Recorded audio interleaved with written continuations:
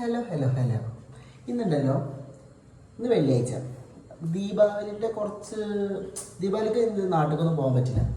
അപ്പോൾ ഇന്ന് വെറുതെ വീട്ടിലിരിക്കുന്ന ആലോചിച്ചപ്പോൾ ഞാൻ എന്താ വെച്ചാൽ ഒരു കപ്സ് ഉണ്ടാക്കിയാലും ആലോചിച്ച്.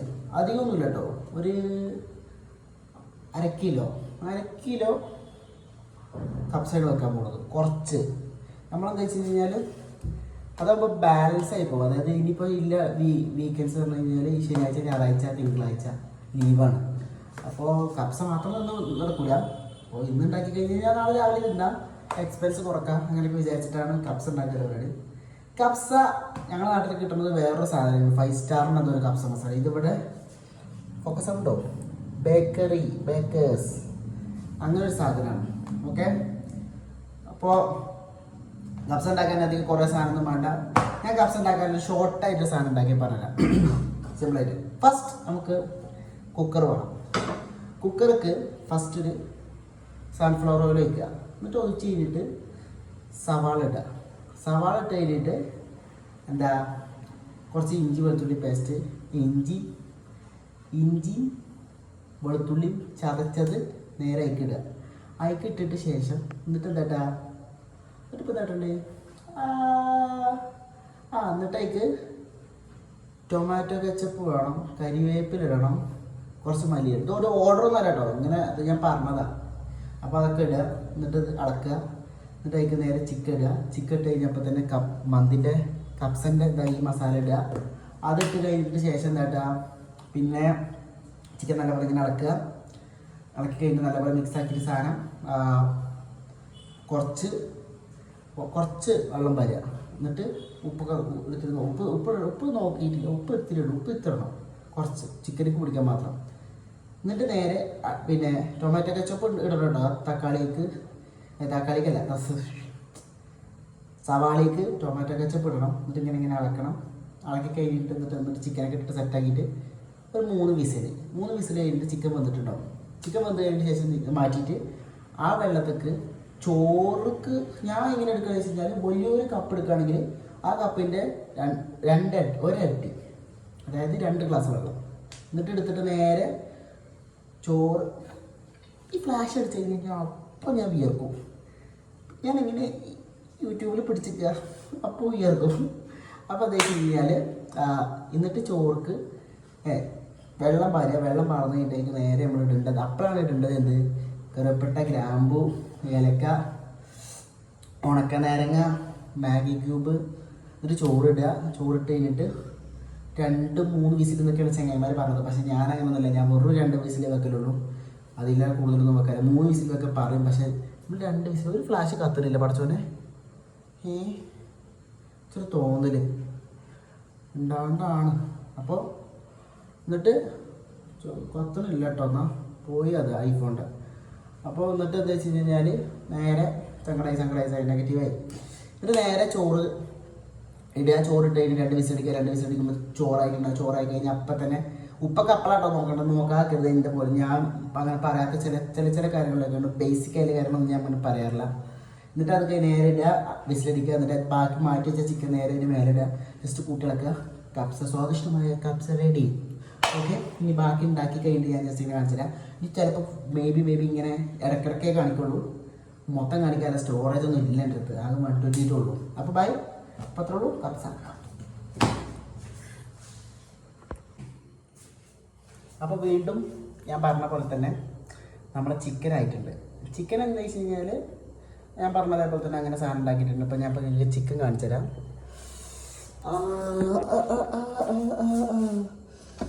പുക വരുമോ? യെസ്, ഉണ്ടോ? ഞാൻ അധികം ഒന്നും എടുത്തില്ല, ഒരു 2 ലെഗ് പീസും ഒരു ചെസ്റ്റ് പീസിൻ്റെ ഇതും കുറച്ച് ലെഗ്സും ഇതും കാര്യങ്ങളൊക്കെ. ഓക്കെ, അപ്പം അത്രേ ഉള്ളൂ. ഇനി വേറെ ഒന്നുമില്ല. ഇനി ആ സ്റ്റോക്ക് നമ്മൾ കുറച്ച് വെള്ളം ഒഴിക്കുക, ചോർക്കനുസരിച്ചുള്ള പാകത്തിന് നോക്കിയിട്ട് വെള്ളം ഒഴിക്കുക. ആ വെള്ളം ഒഴിക്കുക.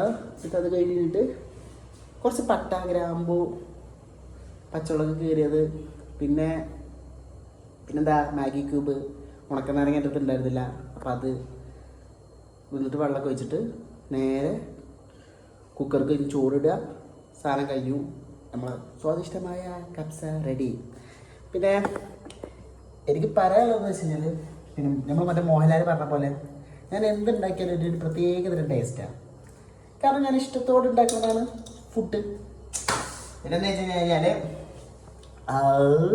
എന്താ പറയുക, ഇപ്പം ഇത് തിളച്ച് കഴിഞ്ഞ് അപ്പം തന്നെ നമ്മൾ ചോറിടും. ചോറിട്ട് കഴിഞ്ഞിട്ട് മാക്സിമം ഒരു 2 വിസിൽ. ഞാൻ അത്ര വെയിറ്റ് ചെയ്യാനുള്ളൂ. ഞാൻ ഒരുപാട് ഇങ്ങനെ വേവിക്കാറില്ല.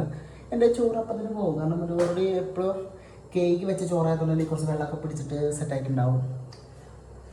ചോറ് ഇപ്പം റെഡിയാവും. ചോറ് വെച്ച് കഴിഞ്ഞിട്ട് ചോറ് ആക്കി കഴിഞ്ഞിട്ട് കുറച്ച് കഴിഞ്ഞിട്ട് ഞാൻ എടുക്കുന്നുള്ളൂ. കാരണം എന്താ വെച്ചാൽ ഓവറായിട്ട് കുളിച്ച് കഴിയുമ്പോഴേക്കൊക്കെ ചോറ് സെറ്റായിട്ടുണ്ടാവും. നേരെ സെറ്റാക്കി വെക്കുക. ഇപ്പം ചോറ് ഇതാ തിളച്ചുകൊണ്ടിരിക്കുകയാണ്. ഇപ്പം ഞാൻ അരി ഇട്ടിട്ടോ. അരിയിലുള്ള പാത്രം നിങ്ങൾ വൃത്തി നോക്കുകയാണെങ്കിൽ അതൊക്കെ ഭയങ്കര വൃത്തിയാണ്. ഓക്കെ, ചോറ് എന്താ വെച്ച് കഴിഞ്ഞാൽ ഞാൻ ഒറ്റക്കായതുകൊണ്ടാണ് അര ഉണ്ടാക്കിയത്. ആരിലൊക്കെ ഉണ്ടെന്നുണ്ടെങ്കിൽ നമുക്ക് 1 കിലോ ഉണ്ടാക്കാം. 1 കിലോ ഉണ്ടാക്കിയിട്ട് കുറേ 8 പേർക്ക് സിമ്പിളായിട്ട് കഴിക്കാം. നമ്മളിവിടെ 1 കിലോ കൊണ്ടിട്ട് ബിരിയാണി ഉണ്ടാക്കിയും പണ്ട് ഞാനും അൻഷബും മെച്ചിയാനും ഒക്കെ പാടെ കൂട്ടിയിട്ട്. പിന്നെ അന്ന് പണ്ടാരെ ബിരിയാണി ഉണ്ട്. ഞാൻ തന്നെ എൻ്റെ ബിരിയാണി കഴിച്ചിട്ട് അന്ന് കൂട്ടിയിട്ടുണ്ട്. കാരണം പണ്ടാര രസമാണ്. അത് എന്താണെന്നറിയില്ല, ആ ടേസ്റ്റ് പിന്നെ ബിരിയാണി ഉണ്ടാക്കില്ല. പിന്നെ ഞാൻ ഹോട്ടലിൽ അരോടി കൂടുതൽ ഞാൻ കണ്ടാലൊക്കെ പോയി. കാരണം നമ്മളെ ക്യാൻറ്റീനിൽ പോയാൽ നല്ല ബിരിയാണി കിട്ടാറില്ല. അപ്പോൾ ചോറിട്ട് ജസ്റ്റ് നടക്കുക. എന്നിട്ട് മാഗി ക്യൂബ് ഇട്ടുകൊണ്ട് ഇനി ഉപ്പിടാൻ നിൽക്കരുത്. അത് നമ്മളെ തോന്നൽ മാത്രമാണ്.